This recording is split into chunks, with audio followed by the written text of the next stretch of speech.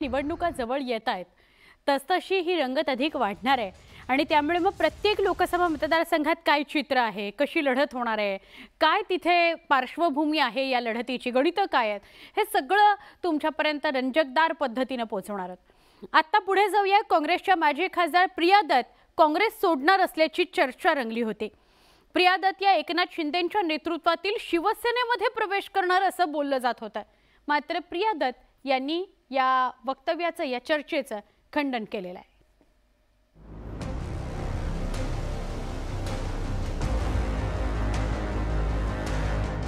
लोकसभा निवडणुकीच्या तोंडावर राजकीय नेत्यांच्या पक्षांतराला वेग आलाय।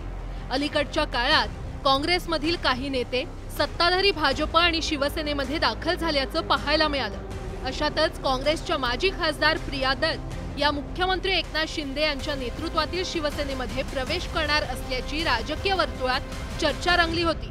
हे तो सुरुवात आहे, अजून टप्प्याटप्प्याने खूप यायचे आहेत, म्हणजे रांग लागलेली आहे। राहुल गांधींचा पायगुण हा भारतीय जनता पक्षासाठी अतिशय शुभ आहे।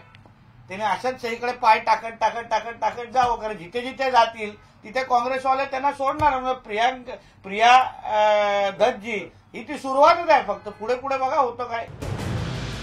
प्रिया दत्त यांनी 2005 आणि 2009च्या लोकसभा निवडणुकीत उत्तर मध्य मुंबई मतदारसंघातून विजय मिळवला होता, पण 2014 साली मोदी लाटेत त्यांना पराभव पत्करावा लागला। 2019 मध्ये त्याची पुनरावृत्ती झाली। भाजपच्या पूनम महाजन यांनी दुसऱ्यांदा प्रिया दत्त यांना पराभूत केलं।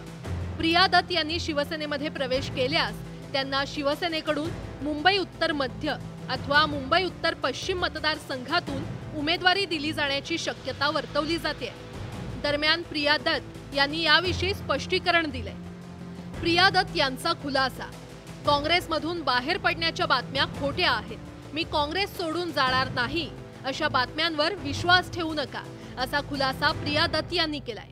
मला असं वाटतं की महाराष्ट्रामध्ये अनेक गोष्टी तुम्हाला काही आता कालावधीमध्ये बघायला मिळतील। जे चेहरे कधी अपेक्षित नव्हते, शिंदे साहेबांकडे यायचे, देवेंद्र फडणवीस साहेबांकडे यायचे किंवा अजितदादांकडे यायचे, असे अनेक चेहरे 8 दिवसामध्ये खेळतात। खरं तर अलीकडच्या काळात मुंबई काँग्रेसला गळती लागल्याचं पाहायला मिळतंय। काही दिवसांपूर्वीच काँग्रेसचे माजी खासदार मिलिंद देवरा, बाबा सिद्दीकी आणि अशोक चव्हाण यांनी काँग्रेसला रामराम केलाय।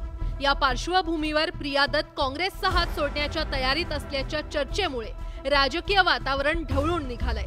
Bureau report, news 18 Lokmat.